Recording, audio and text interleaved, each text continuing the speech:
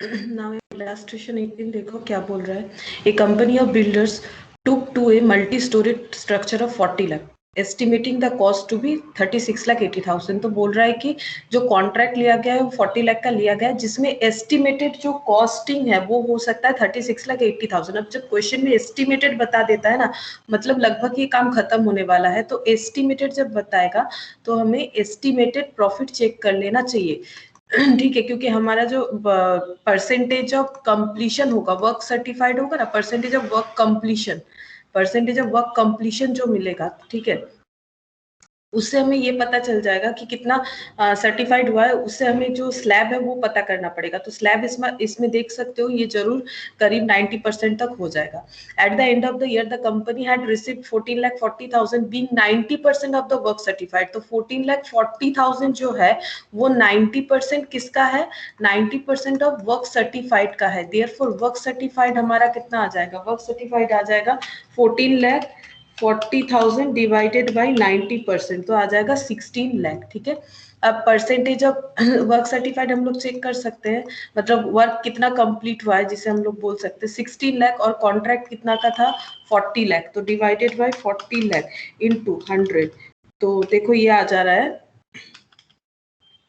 16 lakh divided by 40 lakh into 100। तो ये तो आ रहा है हमारा work certified divided by contract price. ये तो हमारा आ रहा है 40% आ रहा है। ठीक है, आगे देखते हैं क्वेश्चन में क्या बोल रहे हैं। अच्छा, तो इसके बाद बोल रहा है, देखो वर्क नॉट सर्टिफाइड बता दिया, तो देखो वर्क सर्टिफाइड मैंने कैलकुलेट कर लिया, वर्क नॉट सर्टिफाइड मिल गया। उसके बाद एक्सपेंडिचर मटेरियल का 4 lakh, labour 10 lakh, plant 80,000, but plant का क्या आना चाहिए? डेप्रिसिएशन आना चाहिए। चेक करते हैं, मटेरियल कॉस्टिंग 20,000, डैमेज तो वो कॉस्टिंग पीएल में चला जाएगा। ठीक है, plant is considered as having depreciated 25%, तो 80,000 के ऊपर 25% कैलकुलेट कर लो। तो 80,000 के ऊपर 25%, 20,000, 80,000 के ऊपर 25%, ये आ गया 20,000 आ गया। अब देखो यहाँ से ये सारा चीज मिल गया, ये मिल गया, ये मिल गया, ये सारा चीज हम लोगों ने कैलकुलेट कर लिया, तो इससे हमें क्या मिल गया? Notional profit. ठीक है, नोशनल प्रॉफिट मिल गया। तो यहाँ तक अंडरस्टैंड है। उसके बाद देखो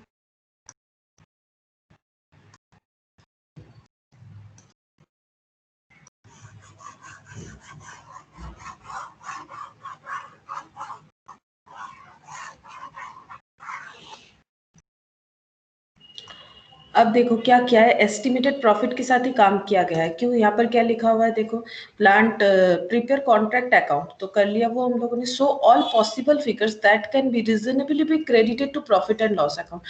ऑल द पॉसिबल फिगर्स जब बोल रहा है, मतलब एस्टिमेटेड प्रॉफिट के बारे में बोल रहा है। एस्टिमेटेड प्रॉफिट कैलकुलेट करना है, ये दो तरह से हमें पता चलता है। एक तो हमारा कंप्लीशन जो वो 90% तक होगा, तो वो एस्टिमेटेड प्रॉफिट कहलाएगा। ये देखो, ये मैंने लिखवाया था, जब हमारा 90% तक होता है परसेंटेज ऑफ वर्क सर्टिफाइड, ठीक है, तो 90% होगा, परसेंटेज ऑफ वर्क सर्टिफाइड है तो 90% होगा। या फिर अगर हमें क्वेश्चन में बोल देगा ऑल पॉसिबल फिगर्स, तो एक ही केस में 1, 2, 3 और 4 फॉर्मूले होते हैं, तो ऑल पॉसिबल केसेस यानी एस्टिमेटेड प्रॉफिट बोल रहा है। फिर भी हम लोग एक बार परसेंटेज ऑफ वर्क सर्टिफाइड जो है वो फिर से कैलकुलेट करते हैं, क्योंकि देखो ये ट्रांसफर जो है परसेंटेज ऑफ वर्क सर्टिफाइड पे ही डिपेंड करके रहता है, परसेंटेज ऑफ वर्क सर्टिफाइड। तो परसेंटेज ऑफ वर्क सर्टिफाइड कैसे कैलकुलेट करेंगे? ये देखो,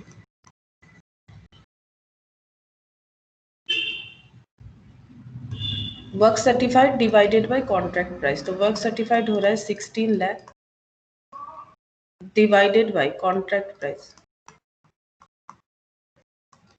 इनटू 100।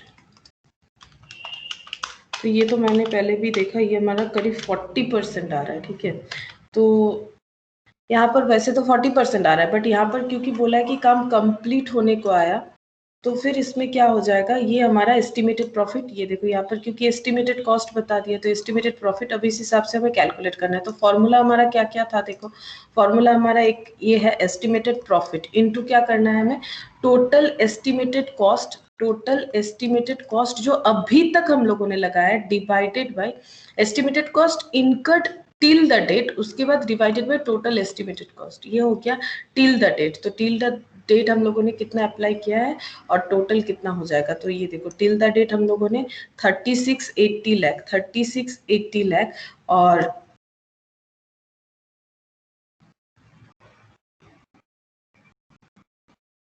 अभी तक हम लोगों ने कितना लगाया उसके लिए हमें ये टोटल करना चाहिए। तो देखो हम लोगों ने लगाया 4 लाख का मटेरियल, लेबर 10 लाख, ठीक है, लेबर 10 लाख, डिप्रिसिएशन 20,000, डिप्रिसिएशन 20,000, और 20,000 का हमारा ये डिप्रिसिएशन 20,000, तो टोटल मिलाकर और तो कुछ नहीं है, ये तो प्रॉफिट था। तो कितना हो जा रहा है 14,20,000। देख लो टोटल करके, एक बार देख लो टोटल करके कितना आ रहा है।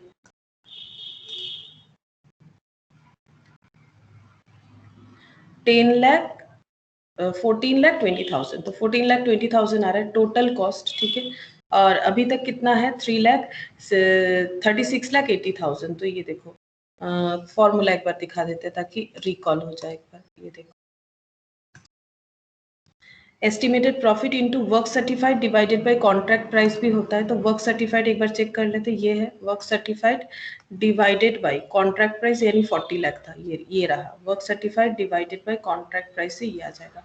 नेक्स्ट फॉर्मूला देखो यहाँ पर एस्टिमेटेड प्रॉफिट, ये क्या हो जाएगा work certified cancel, cash receipt divided by contract price. तो cash receipt divided by contract price, contract price कितना है ये वाला, ठीक है। और कैश रिसिप्ट कितना है, कैश रिसिप्ट है 90% है ना, तो ये 90% करके लिखा है इन लोगों ने। अगर हम लोग कैश रिसिप्ट का value divided by work certified करेंगे तो भी 90% ही आएगा, that is 14,40,000 divided by 16 lakh. ये देखो 14,40,000 डिवाइडेड बाय 16 लाख, तो ये 90% को ही डिफाइन करेगा, वही क्या हुआ, ये एक हो गया। नेक्स्ट नेक्स्ट देख लो क्या है, नेक्स्ट है ये वाला cost of contract to date total estimated cost, और cost of contract to date total estimated into cash receipt divided by work certified. तो cash receipt divided by work certified मतलब तो ये हो गया cost of contract to date divided by total cost, ठीक है, total estimated cost, और cost of contract to date divided by total estimated cost. तो 4 फॉर्मूले से 4 तरह का आंसर आएगा, ठीक है। तो हमें 4 आंसर ही कैलकुलेट करने बोले गए थे, तो हम लोगों ने चारों का 4 आंसर कैलकुलेट कर लिया, तो इस हिसाब से हमें करना पड़ेगा।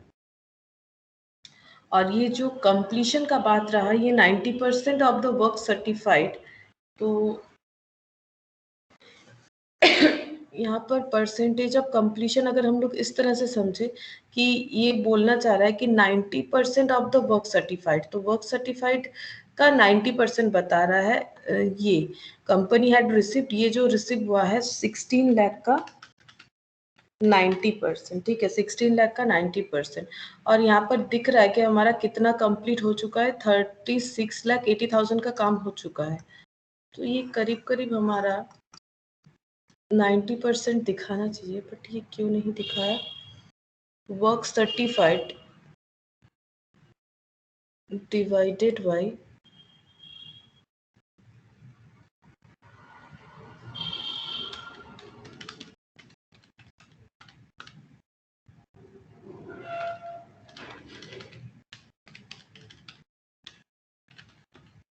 Contract price.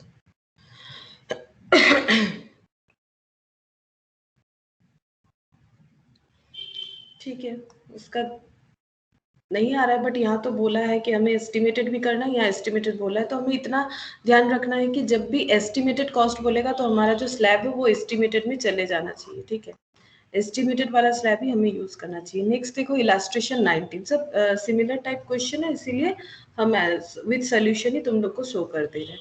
तो ट्रायल बैलेंस दिया हुआ है स्वस्तिक कंपनी का, तो देखो इन लोग के ट्रायल बैलेंस में क्या है, शेयर है, ये कहाँ चला जाएगा, अगर बैलेंस शीट बनाने बोलेगा तो लाइबिलिटी साइड में। पीएल जो है ये अगर हमें जो नया पीएल आएगा उसके साथ ऐड हो जाएगा, और अगर पीएल अकाउंट प्रिपेयर करने बोलेगा तो वहाँ क्रेडिट साइड में क्या हो जाएगा, ब्रॉड डाउन हो जाएगा। प्रोविजन फॉर डेप्रिसिएशन जो है वो हमें चेक करना पड़ेगा। प्रोविजन फॉर डेप्रिसिएशन का मतलब है अभी तक हम लोगों ने मशीन पे कितना डेप्रिसिएशन चार्ज करके रखा है टोटल। कैश रिसिप्ट हुआ है पिछले बार, ये देखो ये क्रेडिट साइड में लाइबिलिटी, क्योंकि जब तक सर्विस फुल प्रोवाइड नहीं कर रहे, जितना भी कैश रिसिप्ट कर रही है ये सारा एडवांस शो कर रहा है, तो ये लाइबिलिटी। क्रेडिटर देखो लाइबिलिटी में चला जाएगा, लैंड बिल्डिंग का कॉस्ट शो कर रहा है, ये एसेट साइड में जाएगा, अगर कुछ डिप्रिशिएशन है तो लेस हो जाएगा। मशीन का जो कॉस्ट शो कर रहा है 52,000, इसमें से हमें डिप्रिशिएशन लेस करना पड़ेगा, ये भी एसेट साइड में जाएगा। बैंक ये एसेट साइड में जाएगा। कॉन्ट्रैक्ट 7 का एक डेटा दिया हुआ है मटीरियल, ठीक है, ये एक्सपेंस है, डायरेक्ट लेबर एक्सपेंस है, एक्सपेंसेस 40,000, मशीनरी ऑन साइट। अच्छा, तो साइट में जो मशीनरी गया है उसका वैल्यू है 1,60,000 और अलग से इन लोग के पास और एक मशीन है जिसका वैल्यू है 52,000। तो इससे पॉइंट आउट देख लो, ये 52,000 ऑलरेडी एक मशीन है और साइट में जो गया है 1,60,000। अगर कॉन्ट्रैक्ट अकाउंट बनाने बोलेगा, to material, to direct labour, to expense, इस तरह से हमें लिखना पड़ेगा। लेकिन देखना भी है कि क्या पूरा का पूरा यूज हो रहा है, लाइक मटेरियल, लेबर। देखते हैं आगे क्वेश्चन क्या बोल रहा है। Contract 7 was begun on 1st Jan 2015. The contract price 24 lakh and the customer has so far paid 12 lakh 80,000 being 80% of the work certified. तो ये जो 12 lakh 80,000 ये 80% के बराबर है, तो 100% वर्क सर्टिफाइड का वैल्यू होगा। तो वर्क सर्टिफाइड कितना हो जाएगा, इसी से कैलकुलेट कर लेते हैं। 16 लाख, यहाँ भी 16 लाख हो जा रहा है हमारा वर्क सर्टिफाइड।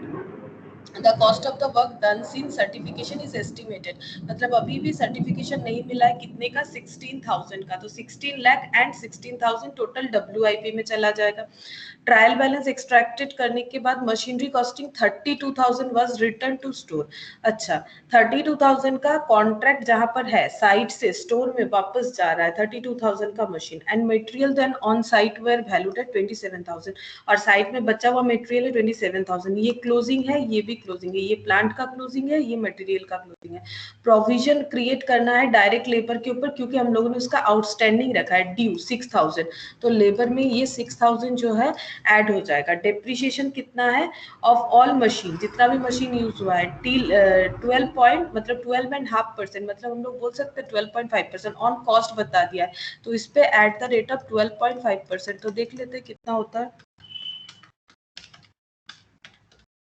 20,000। ठीक है, ये हो गया मेरा 20,000। अब चेक करते हैं क्या क्या किया इन लोगों ने। कॉन्ट्रैक्ट अकाउंट बनाने बोला है, तो टू मटेरियल 6 लाख, चेक करो, to material 6 lakh, to direct labour 8 lakh 36 हो जाएगा दोनों को मिला के, सही है। एक्सपेंस हो जाएगा 40,000, 40,000 लिखा हुआ है। डेप्रिशिएशन 20,000, डेप्रिशिएशन 20,000 लिखा हुआ है।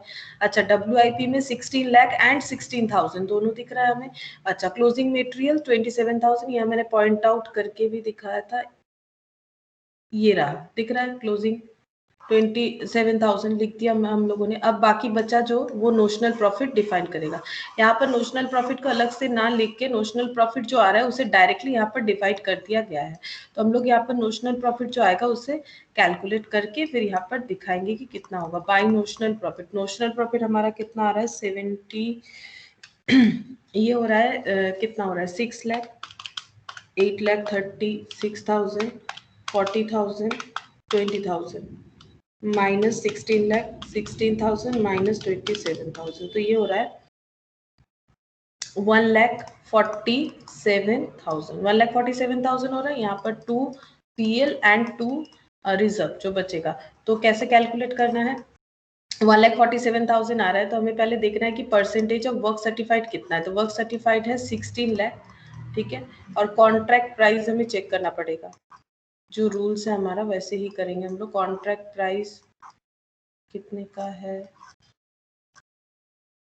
24 लाख, तो ये रहा 16 लाख डिवाइडेड बाय 24 लाख,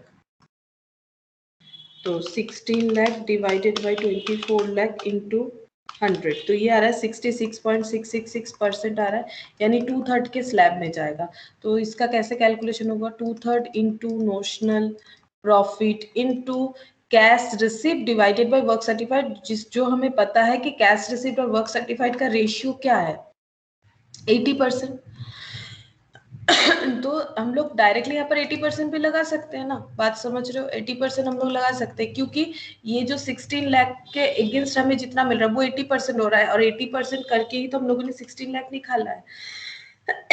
तो एक ही बात है, 1,47,000 इंटू 80% इंटू 2 डिवाइडेड बाई 3, तो ये देखो आ गया 78,400, 78,400 माइनस 1,47,000, तो ये आ रहा है 68,600, जो इन लोगों ने यहाँ पर एट ए टाइम कर दिया था। तो हो गया बस। अब हमें क्या प्रिपेयर करने बोला है, आगे देखो क्वेश्चन में। Contract account is prepared already, statement of PL, तो जैसे मैंने बताया था कि ये पीएल का बैलेंस जो है वो ब्रॉट डाउन हो जाएगा, तो बाई बैलेंस बीडी 25,000 नॉर्मल जैसे हम लोग लेजर ओपन करते उसी प्रोसेस में करेंगे। यहाँ एक नहीं, यहाँ तो कुछ लॉस वगैरह था नहीं, डेप्रिशिएशन एक आ जाएगा पीएल में जनरल में, क्योंकि देखो यहाँ पर जो मशीन था 52,000, उस पर भी तो डिप्रिशिएशन लगेगा, 52,000 इंटू 12.5%, तो उस पर डिप्रिशिएशन लग रहा है 6,500 का। ये देखो 6,500 का, ये कैसे आया? जो मशीन वहां दिख रहा है हमें अलग से 52,000, उस पर 12.5% लगेगा, जो कि पीएल मतलब कॉन्ट्रैक्ट रिलेटेड नहीं है जो मशीन, उसका नेट प्रॉफिट तो हमारा बैलेंस करके आ जाएगा। अच्छा, ये ब्रॉट डाउन होता है, ये ब्रॉट डाउन होता है, ठीक है। तो फिर हमारा नेट प्रॉफिट आ गया 96,900, जैसे जीपी ब्रॉट डाउन होता है उसी तरह से, मतलब एक बिजनेस का अर्निंग का सोर्स है कॉन्ट्रैक्ट, तो कॉन्ट्रैक्ट का प्रॉफिट है 78,400। अब बैलेंस शीट जैसे मैंने बताया, देखो शेयर कैपिटल जितना था उतना यहाँ आ गया, पीएल का जो बैलेंस ये है यहाँ आ गया, क्रेडिटर जितना है उतना लिखा हुआ है, आउटस्टैंडिंग लेबर 6,000 था। अब यहाँ पर देखो ये WIP एक बार देख लेते हैं। देखो लैंड बिल्डिंग जैसा था वैसे ही लिखा हुआ है, और बैंक बैलेंस भी देखो 45,000, और स्टॉक ऑफ मटेरियल एक बार हम चेक करवा देते हैं तुम लोगों को। तो शेयर कैपिटल देखो कितना हो रहा है, यहाँ पर शेयर कैपिटल जितना था उतना ही, यानी 3,51,800। चेक कर लो, शेयर कैपिटल 3,51,800। पीएल तो चेंज हो गया, वो चेंज पोर्शन क्या है। अब यहाँ डिप्रिशिएशन का एक बार कैलकुलेशन कर लेते हैं। डिप्रिशिएशन का कैलकुलेशन किस तरह से होगा, टोटल प्रोविजन फॉर डिप्रिशिएशन कितना है 63,000, ठीक है। अब कैसे कैलकुलेट करें, मशीन का कॉस्ट कितना है, यहाँ पर है 52,000, और यहाँ पर जो मशीन ऑन साइट था वो था 1,60,000, तो इन लोग का ओवरऑल मशीन कितना था 1,60,000 प्लस 52,000, तो ओवरऑल मशीन था 2,12,000। पहले जो कॉन्ट्रैक्ट हम लोगों ने अकाउंट बनाया उसके पहले डिप्रिशिएशन इतना हुआ। अब कॉन्ट्रैक्ट अकाउंट बनाने के बाद डिप्रिशिएशन दो तरह के हो गए। देखो यहाँ पर एक मिलेगा टोटल, क्योंकि हम टोटल प्लान कर रहे हैं तो टोटल डिप्रिशिएशन लेस कर देंगे 20 और 6,500, यानी 26,500 जस्ट लेस 26,500। तो देखो कितना आ रहा है 26,500 माइनस 63,000, तो ये हो गया 1,22,500, 1,22,500। चलो चेक करते हैं मशीन का वैल्यू 1,22,500 है कि नहीं, और शेयर कैपिटल 3,51,800, 1,22,500 हो गया, ठीक है। मशीन का वैल्यू और शेयर कैपिटल 3,51,800। पीएल यहाँ से आ गया है, क्रेडिटर 81,200, आउटस्टैंडिंग लेबर 6,000 हमें पता है, क्रेडिटर 81,200, आउटस्टैंडिंग हम लोगों ने यहाँ पर देखा था, आउटस्टैंडिंग था 6,000, और ये जो क्लोजिंग स्टॉक ऑफ मशीन है ना, ये जो रिटर्न हो रहा है, ये देखो ये जो रिटर्न हो रहा है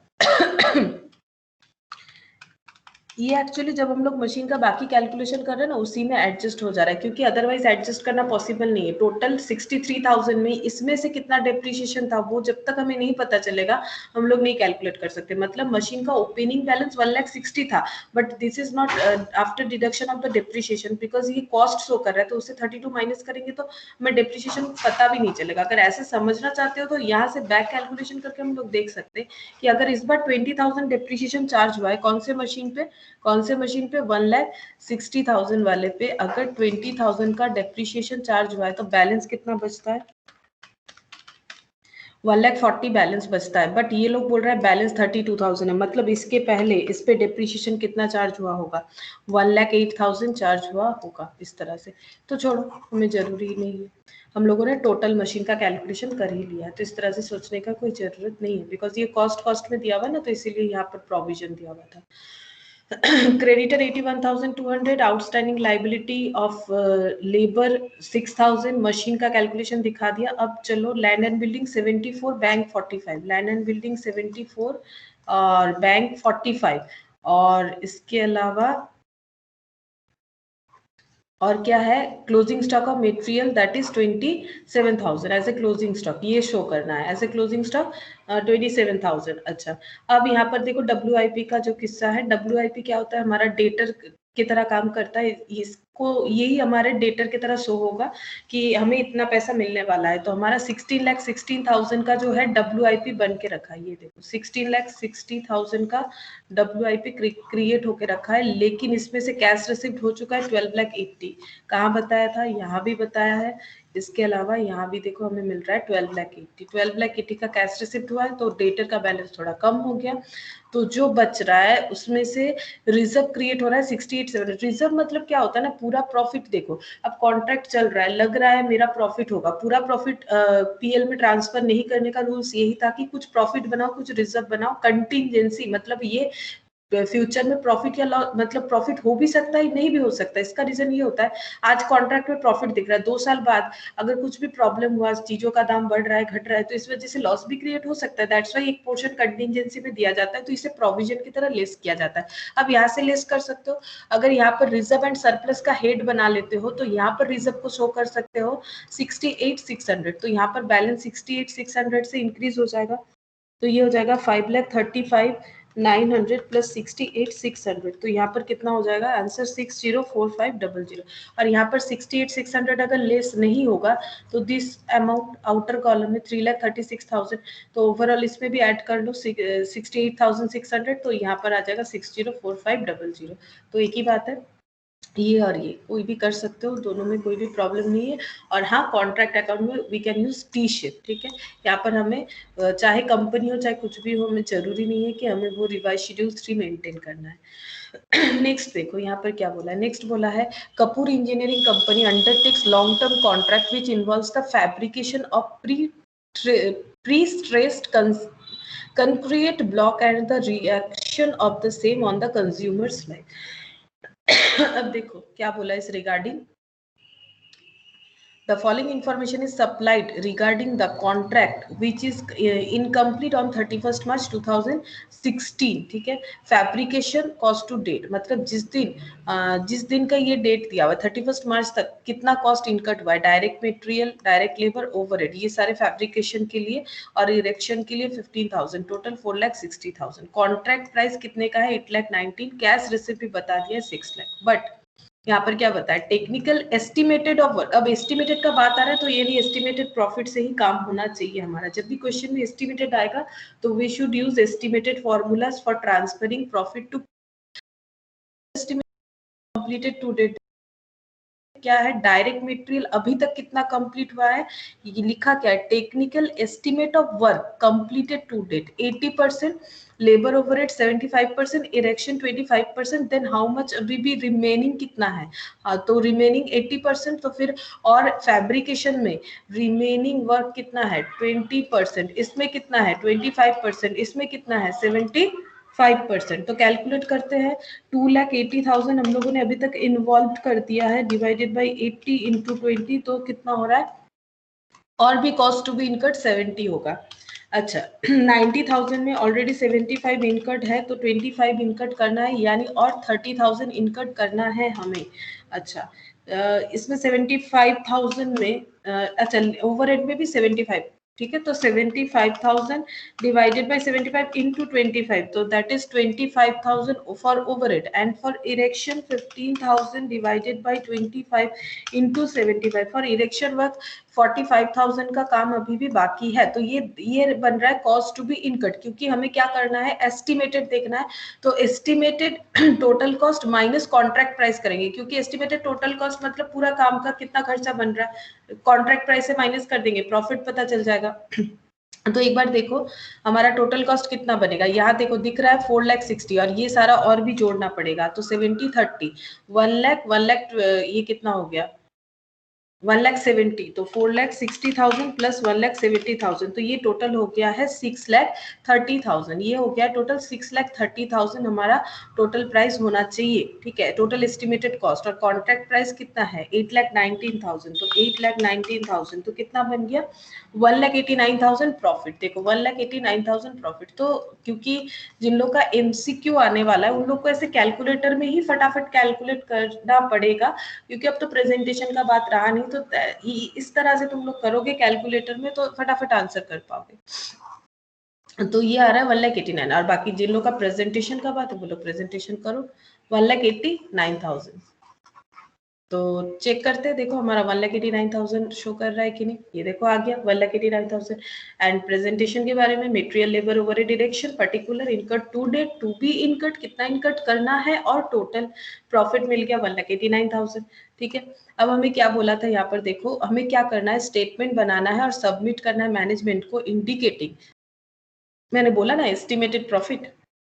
ये देखो एस्टिमेटेड प्रॉफिट अब किस बेसिस पे, कंप्लीशन ऑफ द कॉन्ट्रैक्ट और डेट ऑन द कॉन्ट्रैक्ट। ठीक है, टू डेट एस्टिमेटेड प्रॉफिट और to date on the contract के ऊपर। तो देखो चलो कौन सा फॉर्मूला लग रहा है, estimated profit on the completion of the contract. तो कंप्लीशन यानी cost of contract to date divided by total estimated cost, ये होना चाहिए।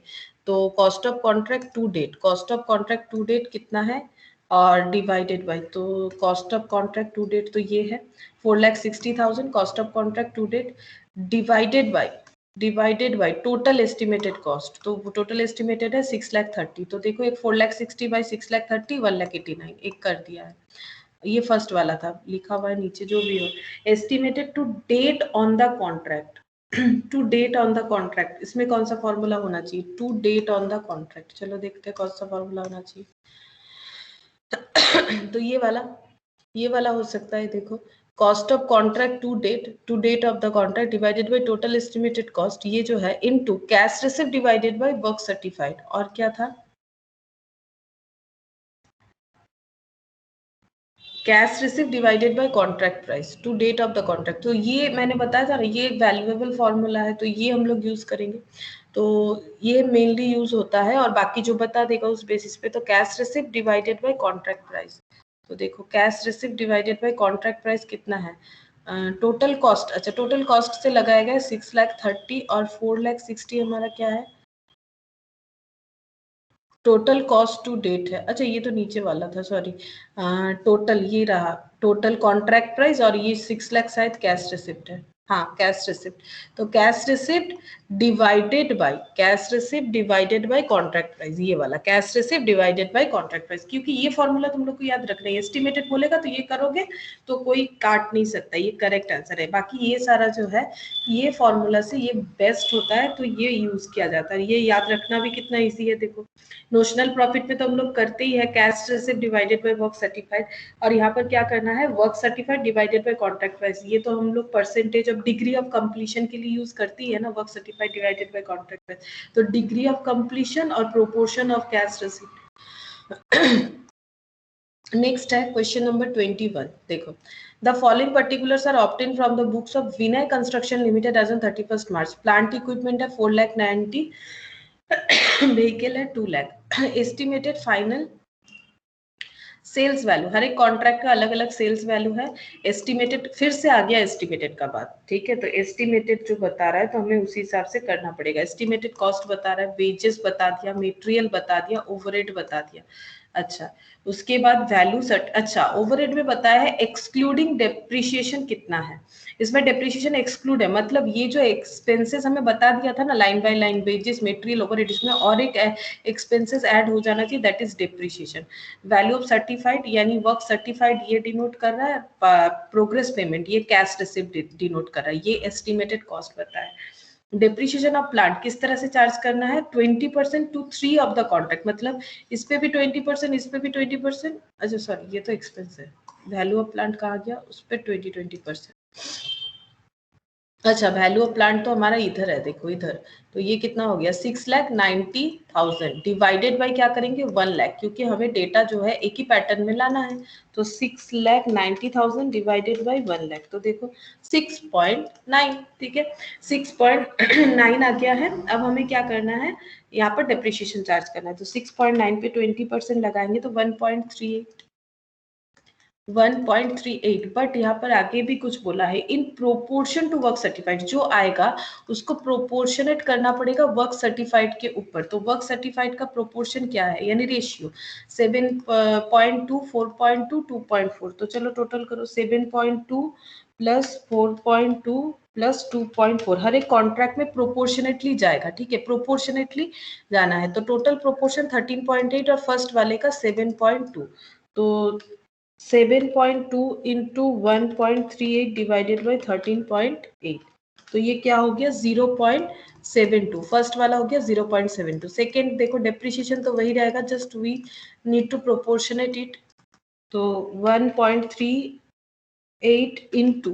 इंटू 4.2 डिवाइडेड बाई 13.8, तो ये आ जाएगा कितना, ये 1.38।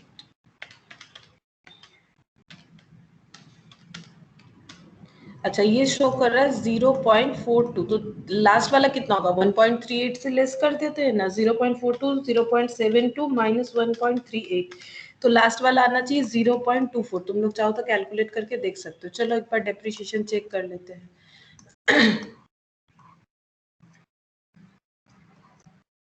अच्छा, टू एक्सपेंसेस ऑफ डेप्रिसिएशन 0.72 0.42 और 0.24, हाँ टैली हो गया हमारा। बाकी चलो अब कैलकुलेशन वगैरह देखते रहते हैं किस तरह से हो रहा है।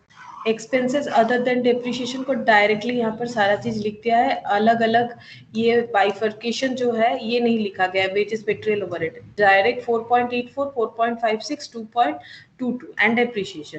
WIP में वर्क सर्टिफाइड गिवन है, जस्ट देखना है, पुट करना है 7.2 4.2 2.4, अभी तो यूज किया था हम लोगों ने इसको। अच्छा अब इसका देखो कैलकुलेशन कर दिया गया। कैलकुलेशन करने पे पहले वाले पे प्रॉफिट आया है, बाकी दोनों पे लॉस आया है। जैसे कि मैंने बताया लास्ट दिन भी, जैसे ही लॉस आएगा तो उसे हम लोग नोशनल नहीं लिखते, उसे हम लोग लिखेंगे डायरेक्टली PL में, ठीक है। और जो नोशनल प्रॉफिट हमारा ये 1.64। अब तुम लोग बोलोगे अभी तो आपने कहा कि एस्टिमेटेड करना है, हाँ एस्टिमेटेड ही करना है क्योंकि अकाउंट करने बोला है, तो यहाँ अकाउंट में हम लोग एस्टिमेटेड नहीं लिखेंगे, नोशनल प्रॉफिट ही लिखेंगे। बट इसका जो बाइफर्केशन मतलब जो ट्रांसफर होगा वो अकॉर्डिंग टू एस्टिमेटेड प्रॉफिट के हिसाब से ही होगा। तो देखो ये देखो एस्टिमेटेड प्रॉफिट देखो, इसलिए 1.64 is our notional profit, but ये काउंट में नहीं आएगा, हमें लेना है एस्टिमेटेड प्रॉफिट। और एस्टिमेटेड प्रॉफिट कैसे आता है, estimated contract price minus estimated cost. तो कॉन्ट्रैक्ट प्राइस कितना है फर्स्ट वाले का 8, क्योंकि फर्स्ट वाले में ही एप्लीकेबल हुआ है प्रॉफिट, तो 8। और एस्टिमेटेड कॉस्ट कितना हुआ है इसमें टोटल करके देखना पड़ेगा, 8 से माइनस करना पड़ेगा 4.84 प्लस 0.72,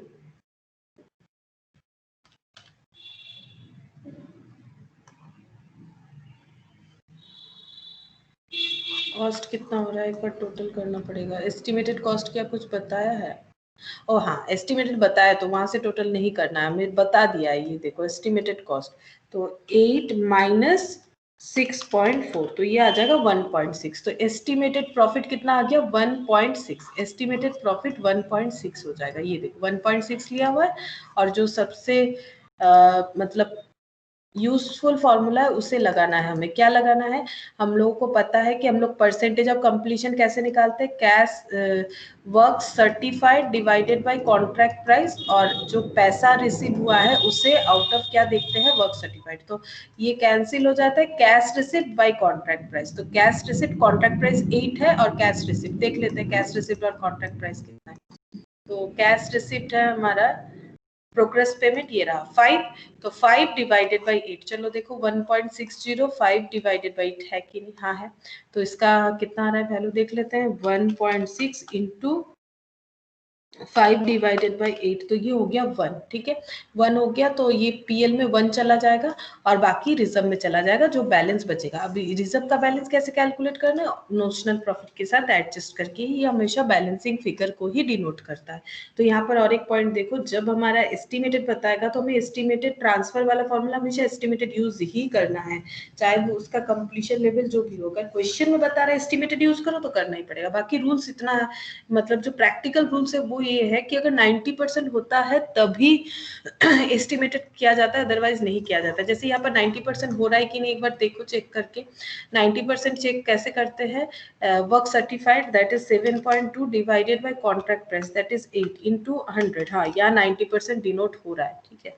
जैसे पहले वाले क्वेश्चन में नहीं हो रहा था, फिर भी उन लोगों ने बोला एस्टिमेटेड करो, तो एस्टिमेटेड करना पड़ेगा। If question says then we should follow the question. 22, a company is manufacturing building bricks and fire bricks both the products require to process, ठीक है। तो ये दो तरह का ब्रिक्स बनाता है, एक बिल्डिंग एक फायर, ठीक है। अब दोनों के लिए दो प्रोसेस चाहिए होता है, एक फॉर्मिंग एक हीट ट्रीटमेंट, ठीक है। अब टाइम बता दिया, देखो 100 ब्रिक्स के लिए 3 आवर्स लगेगा in case of building bricks जब बनाएंगे तो 100 ब्रिक्स बनाने में 3 घंटा लगेगा, फायर ब्रिक्स में 100 ब्रिक्स बनाने में 2 घंटा, मतलब फॉर्मिंग करने में और हीट देने में, ठीक है। हीट देने में इसमें लगता है 2 घंटा 100 ब्रिक्स का और इसमें लगता है 5 घंटा 100 ब्रिक्स का, ठीक है। तो ईटा तो एक एक पे काम नहीं होता ना, ये मतलब बैच में होता है, बैच या लॉट्स में होता है, इसका लॉट होता है 100, इसलिए इस हिसाब से दिया हुआ है। अच्छा, टोटल कॉस्ट बता रहा है दोनों डिपार्टमेंट का। ये जो फॉर्मिंग डिपार्टमेंट है इसका खर्चा है 21,200, हीटिंग ट्रीटमेंट में 48,800 का खर्चा। प्रोडक्शन कितना हो रहा है उस मंथ में 1,30,70,000। हमें बोला है प्रिपेयर करना है statement cost of for the two varieties of BRICS, तो कॉस्ट कैलकुलेट करना है। तो सबसे पहले देखो टाइम कितना लगेगा।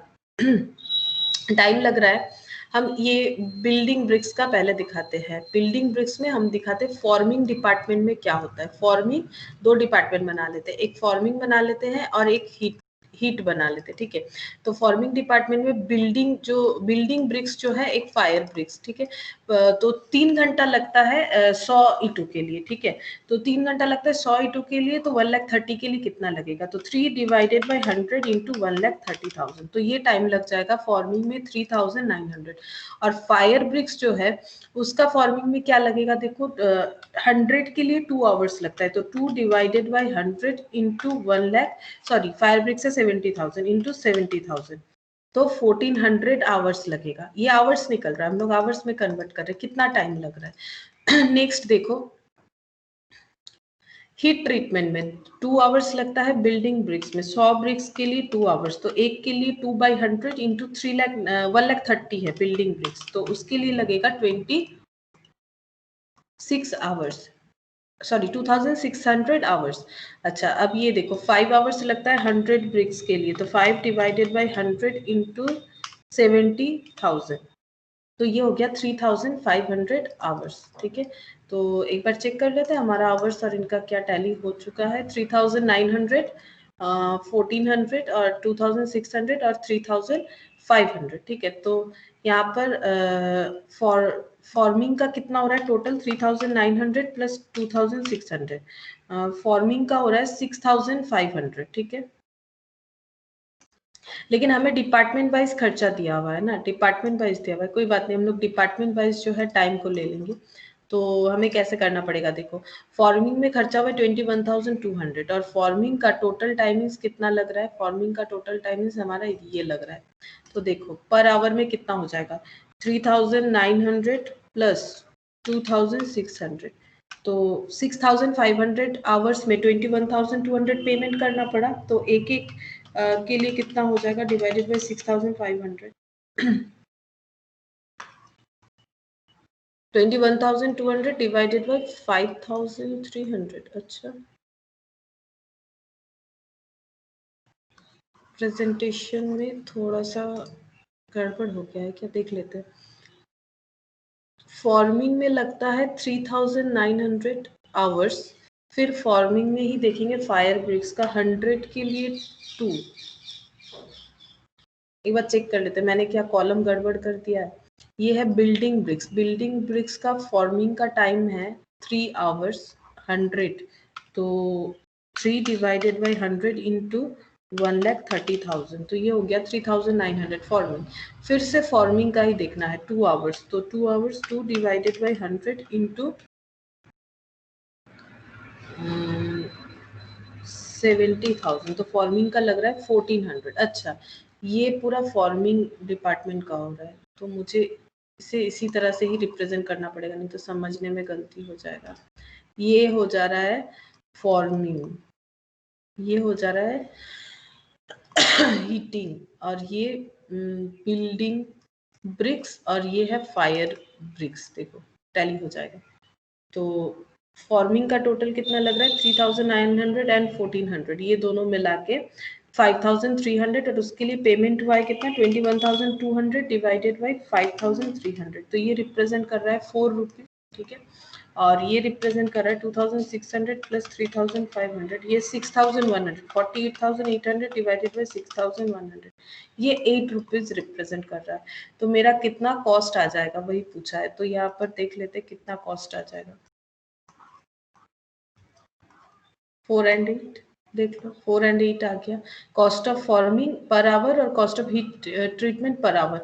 अब हमें देखना है कि कितना हमारा टाइम जो है वो इन्वॉल्व हुआ था। 3900 इंटू 4, 1400 इंटू 4, तो ये टोटल खर्चा निकाल लिया हम लोगों ने। वहां तो सिर्फ टाइम निकाला था। 2600 आवर इंटू 8 और 3500 आवर इंटू 8, तो टोटल फिर हम लोगों ने कैलकुलेट कर लिया कि कितना हमारा एक्सपेंस हुआ। एंड क्वेश्चन नंबर 23, देखो क्वेश्चन नंबर 23 में क्या है। क्वेश्चन नंबर 23 में बोला है डीलक्स लिमिटेड, ये हमारा लास्ट क्वेश्चन है। इसमें है एस्केलेशन क्लॉज वाला कंसेप्ट है। इसमें क्या है, एस्केलेशन क्लॉज। एंड पहले बता देते हैं कि एस्केलेशन क्लॉज होता क्या है। एस्केलेशन क्लॉज का मतलब होता है कि अगर मान लो हम लोगों ने कॉन्ट्रैक्ट लिया, जैसे कि मैंने बताया था कि कॉन्ट्रैक्ट क्या होता है, हमारा कॉन्ट्रैक्ट हमारा 1 साल में तो खत्म नहीं होता है। तो जैसे ही टाइम पीरियड बढ़ता जाएगा, मटेरियल वगैरह का प्राइस मार्केट में क्या होता है, फ्लक्चुएट होते रहता है। लेबर का प्राइस मार्केट में फ्लक्चुएट होते रहता है। तो ये फ्लक्चुएशन के वजह से अगर कोई लॉस हो जाए, ठीक है, लॉस हो सकता है। आज मुझे 10 रुपीज से मटेरियल मिल रहा है, मैंने उस हिसाब से कॉन्ट्रैक्ट किया, लेकिन हो सकता है कि फ्यूचर में मेरा जो मटेरियल है वो 10 से 11 हो जाए, तो मेरा तो लॉस हो जाएगा। मेरा तो कॉन्ट्रैक्ट पहले ही डील हो चुका है कि मुझे इतने में कॉन्ट्रैक्ट करना है।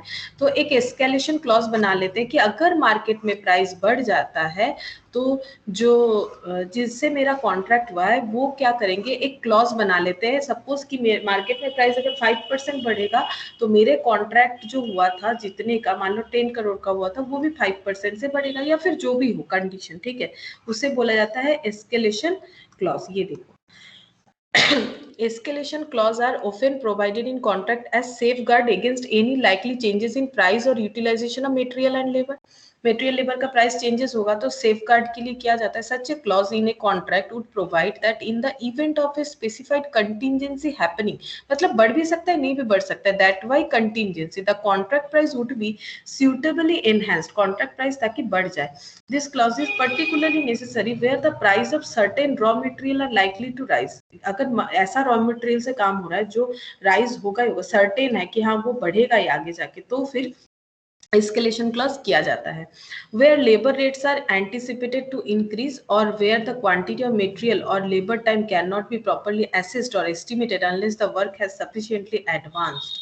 तो बोल रहा है और कहाँ होता है, जहाँ लेबर रेट को एंटिसिपेट कर पा रहे कि ये इंक्रीज होगा, या फिर द क्वांटिटी ऑफ मटेरियल और labour time can not be properly assessed, अभी नहीं असेस कर पा रहे कितना लेबर टाइम लगेगा, कितना मटेरियल लगेगा। अगर कोई नया काम है, अगर एस्टिमेट नहीं किया जा रहा है, तो फिर उस केस में ऐसा कॉन्ट्रैक्ट बनाते हैं। There may also be de-escalation और reserve clause to provide for any future decrease in price.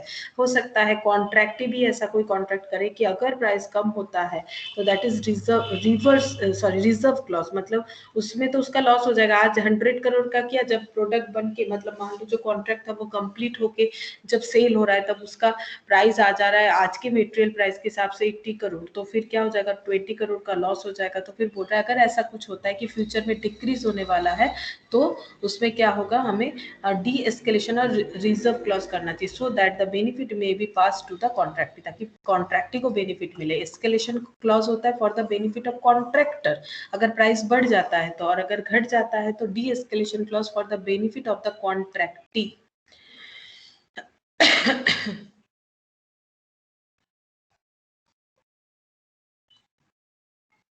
अच्छा, सब कॉन्ट्रैक्ट यहाँ पर आए हैं तो थोड़ा ये सब कॉन्ट्रैक्ट भी बता दें। सब कॉन्ट्रैक्ट कुछ नहीं होता है। सब कॉन्ट्रैक्ट का मतलब ये होता है, मान लो एक बड़ा सा कॉन्ट्रैक्ट मैंने ले लिया, हम संभाल नहीं पा रहे, या फिर मुझे इतना बड़ा कॉन्ट्रैक्ट जो है वो मुझे क्या करना है, पार्ट पार्ट करना है, मतलब इसका काम जो है अलग अलग कर देना है। तो हम किसी और कॉन्ट्रैक्ट को चाहे तो वो मेरा जो कॉन्ट्रैक्ट है वो पास ऑन कर सकते हैं, दैट इज उसे बोला जाता है सब कॉन्ट्रैक्टर। देखो क्या दिया हुआ है, सब contracting usually of A part of the work is another essential feature which we frequently come across in contract work. Subcontracting may be necessary under the following circumstances. कब किया जाता है, work of a specialized nature for which facilities are not internally available within the concern is offered to a sub contract. अगर मान लो जो contract लिए हो वो पूरा करने का फैसिलिटी तुम्हारे पास नहीं है तो तुम उसे सब कॉन्ट्रैक्ट कर सकते हो। जब जस्ट लाइक सब लेटिंग जो होता है, सब लेटिंग मतलब तुम लोग टैक्स में पढ़े होगे कि रेंट लिए हो फिर उसी घर पे किसी और को रेंट दे रहे हो।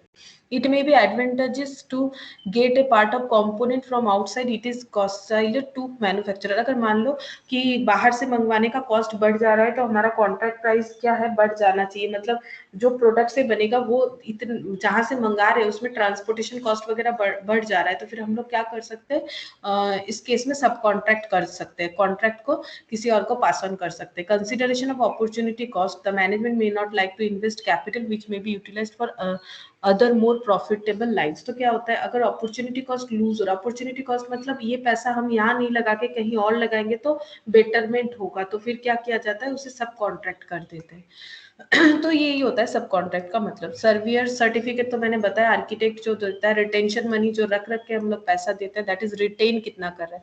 डिफेक्टिव वर्क जो है बोल रहे defective work will not evidently be paid for by the contractee, but the cost of such defective work should be charged to the contract account। तो अगर काम डिफेक्टिव हो गया है तो फिर कॉन्ट्रैक्टी जो है वो नहीं लेगा, खराब चीज बना के दे रहे हो नहीं लेगा, लेकिन उसका जो कॉस्ट लगा है वो हम लोग कॉन्ट्रैक्ट अकाउंट में चार्ज कर सकते हैं।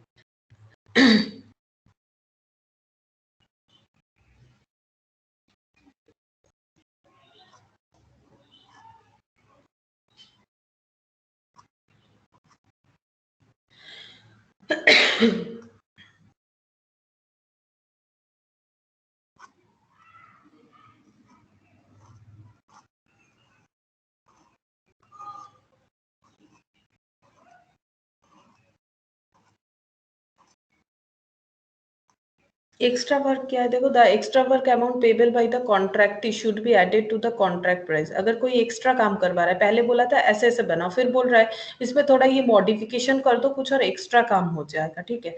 मतलब एक घर बनवा रहे हो, पहले जो दिखाया था वो हम लोग मान लिए कंस्ट्रक्शन का काम चल रहा है, अचानक से बोला गया, कस्टमर का डिमांड आया कि इसमें कुछ एडिशन कर दो, दैट इज एक्स्ट्रा वर्क।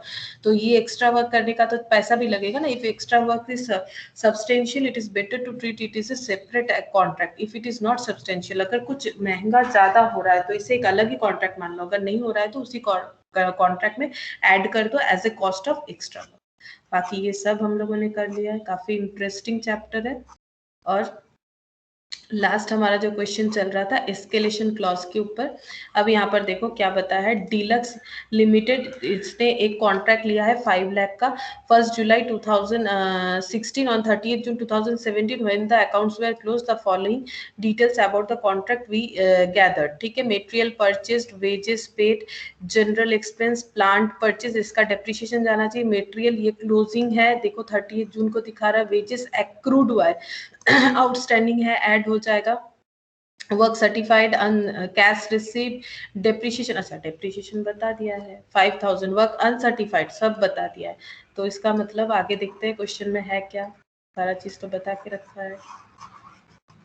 अच्छा यहाँ क्या बताया, देखो यहाँ बताया है in the above contract contain an escalator clause which read as follows: in the event of prices of material and rates of wages increased by more than 5%, अगर अगर देखो क्या बोल रहा है, अगर मेटेरियल और वेजेस का रेट इंक्रीज हो जाएगा 5% से ज्यादा, 5% तक नहीं 5% से ज्यादा अगर होगा तो क्या इफेक्ट आएगा, the contract price would B increased accordingly by 25% of the rise in the cost of material and wages beyond 5% in the each case।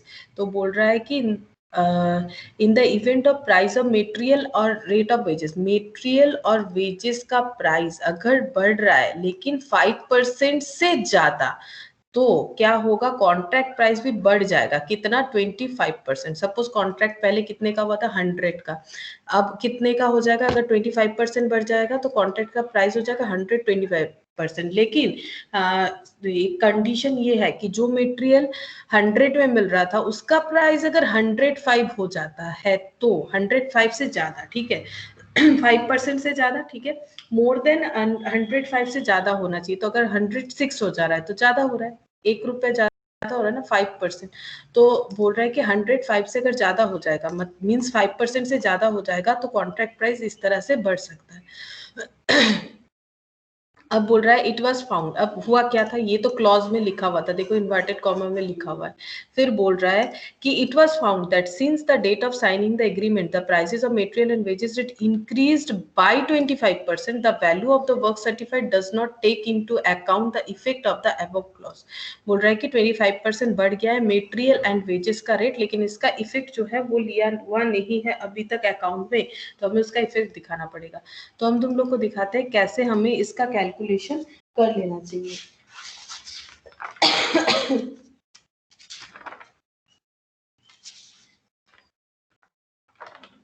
तो देखो इसका कैलकुलेशन इस तरह से करते हैं। यहाँ तो कुछ एक किया हुआ है बट थोड़ा समझना टफ है, हम लोग अपने हिसाब से करेंगे।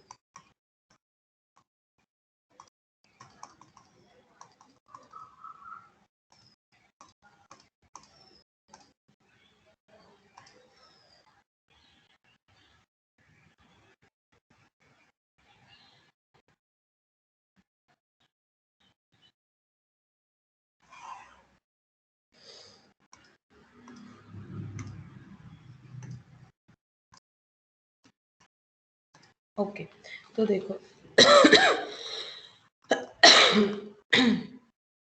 दो तरह के कॉस्ट के ऊपर एस्केलेशन क्लॉज जो है वो लागू है, एक मटेरियल और एक लेबर।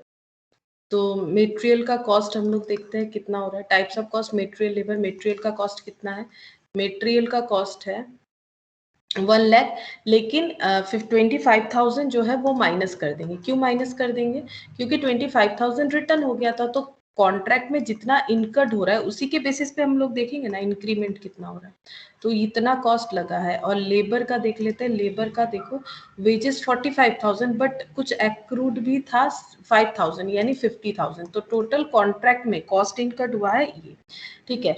लेकिन ये जो कॉस्ट इनकट लिख देते हैं, कॉस्ट इनकट जो हुआ है वो कितना परसेंट शो कर रहा है, ये शो कर रहा है क्योंकि मार्केट में प्राइस 125% बढ़ गया है, तो ये 125% का वैल्यू शो कर रहा है। तो हम लोग निकाल लेते हैं कि अगर मार्केट में प्राइस नहीं बढ़ता तो ये कितना होता है, एक्चुअल कॉस्ट निकाल लेते तभी तो पता चलेगा कितना रेज हुआ है। तो 75,000 इज इक्विवेलेंट टू 125, हमें 100 का वैल्यू चाहिए, ठीक है, 100 का वैल्यू चाहिए। तो एक्चुअल कॉस्ट कितना हो जा रहा है 60,000, और लेबर अगर 25% इंक्रीज नहीं होता तो एक्चुअल कॉस्ट लेबर का होता 40,000। तो इंक्रीज इसमें हो रहा है 15,000 और इसमें इंक्रीज हो रहा है 10,000, और हमारा इंक्रीमेंट कितना है, इंक्रीमेंट कितना है 25%। ये देखो इंक्रीमेंट कितना है 25%, तो ये 100% का कॉलम हो गया, ये कितना 25%। अब हमें कॉलम को किस हिसाब से प्रिपेयर करना है, अब हमें कॉलम को देखना है अप टू 5% और अबव या फिर बियॉन्ड 5%, ठीक है। तो यहाँ पर देखो ये कितने का वैल्यू है 25%, तो यहाँ लिखते हैं मटेरियल और यहाँ लिख रहे हैं फिर से लेबर। तुम लोग इसके बाद में ही भी कॉलम कर सकते हो। तो 15,000 इज इक्विवेलेंट टू 25, तो 5 मतलब 5% इंक्रीज मतलब कितना हो रहा है, 5% इंक्रीज मतलब हो रहा है 5,000, 5% इंक्रीज मतलब हो रहा है 5,000। सॉरी 5,000 नहीं, शायद गलत हो गया कैलकुलेशन, 3,000, ठीक है 3,000 हो रहा है। और यहाँ पर भी चेक करते हैं 10,000 डिवाइडेड बाई 25 इंटू 5, तो ये कितना इंक्रीज हो रहा है 2,000। तो टोटल इंक्रीज कितना है, टोटल इंक्रीज है 25%, उसमें से अप टू 5% कितना है 3,000। अप टू 5% तक कोई इफेक्ट नहीं मिलेगा, बियॉन्ड 5% का पेमेंट मिल जाएगा एक्स्ट्रा। तो बियॉन्ड 5% कितना हो रहा है 12,000, और बियॉन्ड 5% ये कितना हो रहा है, ये हो रहा है 8,000। तो टोटल टोटल कितना हो गया 20,000, जिसका पेमेंट हमें मिल सकता है। फिर से क्वेश्चन पढ़ो कि बताया था कि 5% से ज्यादा अगर होगा तो 25% का कंपेंसेशन मिल जाएगा, ठीक है।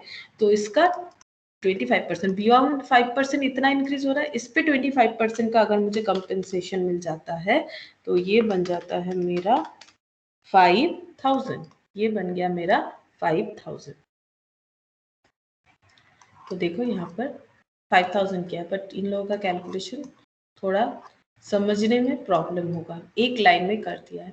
मटेरियल परचेज लिख दो 1 लाख, वेजेस लिख दो 45 और आउटस्टैंडिंग मिला के 50, 1,50,000 10,000। तो देख लेते हैं जनरल एक्सपेंस को लेके 1,50,000 एंड 10,000। डेप्रिसिएशन बता दिया था नीचे, देखो करना नहीं है, 5,000 हो गया। अच्छा यहाँ पर हमें मटेरियल इन हैंड जो 25,000 वो लिख लिया है, और वर्क सर्टिफाइड भी दिया हुआ था 2 लाख, ठीक है, वर्क सर्टिफाइड 2 लाख।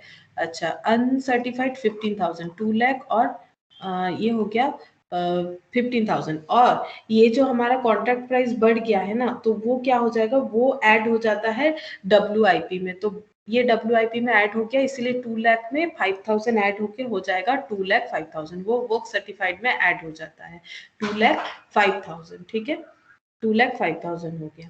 अब ये टोटल आ गया। अब हम लोग को क्या करना है, ये माइनस करके नोशनल प्रॉफिट देखना है। तो 2,45,000 minus 1 lakh minus 50,000 minus 10,000 minus 5,000, तो ये हो गया 80,000, ठीक है, ये हो गया 80,000। अब 80,000 को हमें ट्रांसफर करना है कुछ पीएल में और कुछ रिजर्व में।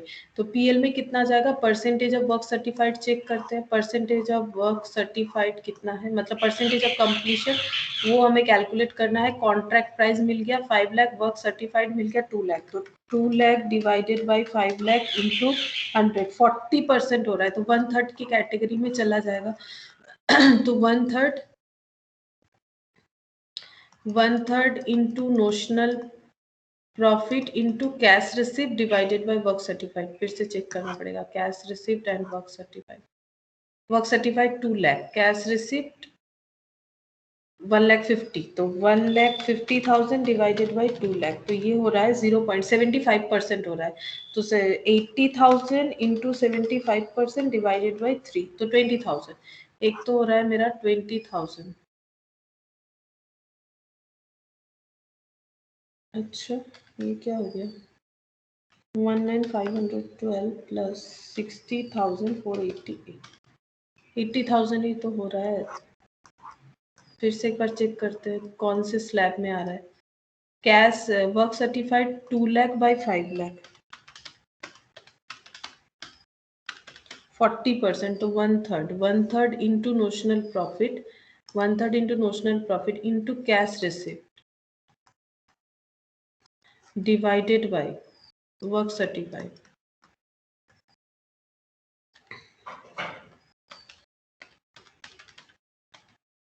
into 80,000 divided by 3। मेरा तो 20,000 आ गया।